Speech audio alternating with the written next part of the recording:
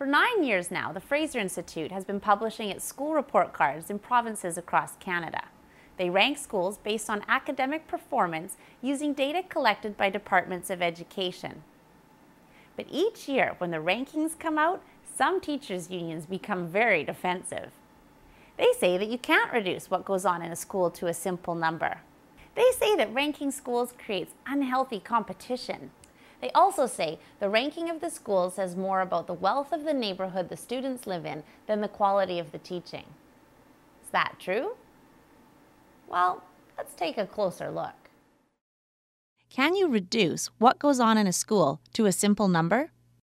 Well, numbers don't tell you everything, certainly, but they do tell you a lot, and there are some things that can be easily measured. One of them, of course, is exam results. All of the report cards are based, at least in part, on provincial exams. Failure rates in those exams. Graduation rates can easily be measured. Grade-to-grade promotion rates. So there are a lot of things that can give us a pretty good story as to how the school is doing academically that can and should be measured. The report cards were initially designed for parents, and they love them. In any given year, at least 500,000 parents come to our website to download information on the schools that they're interested in. Millions of copies of report card results are made available in daily newspapers, wherever the report card is available. So as far as the parents are concerned, the report card is a wonderful tool that allows them to ensure that their kids are getting the best possible schooling. Now here's the controversial part. It also helps them see how well the teachers, counselors, and principals in a school are doing at their jobs. As every kid knows, and every parent knows, some teachers do a better job than others. Lots do a great job, but some don't. And maybe that means not everyone feels good when they're measured. But for the sake of the kids, don't you think it's important to know? I guess you'll just have to ask the teachers why they think you shouldn't know how they're doing, because I can't figure out why they don't want you to know. So let's talk for a moment about competition.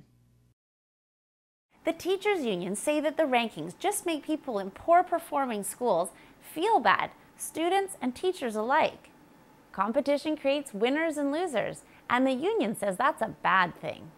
But life, in fact, is filled with competition. Individuals compete, teams compete, companies compete, and so do countries because they're striving to be the best. In the broader sense, competition amongst organizations results in better quality of products and services. Well, I think the most vocal opposition to the report cards comes from teachers' unions. What they really believe, I think, is that competition between schools and comparisons between schools is bad. I find that incredibly ironic when you consider all the various activities that teachers themselves encourage their kids to be involved in that are precisely the same kind of thing. Competitions between individual students, whether it be in academics, in sports, in fine arts, in debate. There are just a wide variety of competitive activities that teachers encourage their kids to involve themselves in. And why? Because it helps them be the best they can be. It allows them to measure themselves against other people, and it encourages them to focus on doing their very best. Yes, it does create winners and losers. The question is, for the losers, how will they act or how will they react to their relative low standing? So the irony is that even though teachers and school principals encourage their kids to involve themselves in competition for their own betterment, they don't want the schools themselves to compete for their own betterment. And I find that just an absurd position. Now, the union says the ranking of the school says more about the wealth of the neighborhood the students live in rather than the quality of the teaching.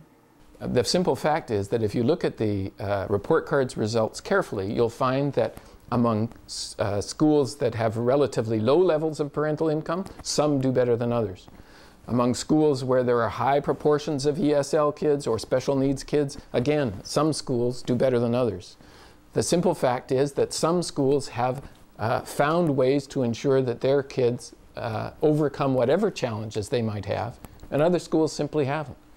What the numbers tell us over and over again is that schools in similar neighborhoods, schools with students that have similar characteristics, some schools do better than others, and some do a lot better. Don't we want to know why? And use those schools as models to help others that aren't doing so well?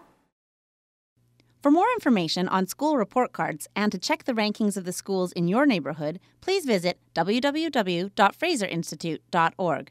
Thanks for tuning in.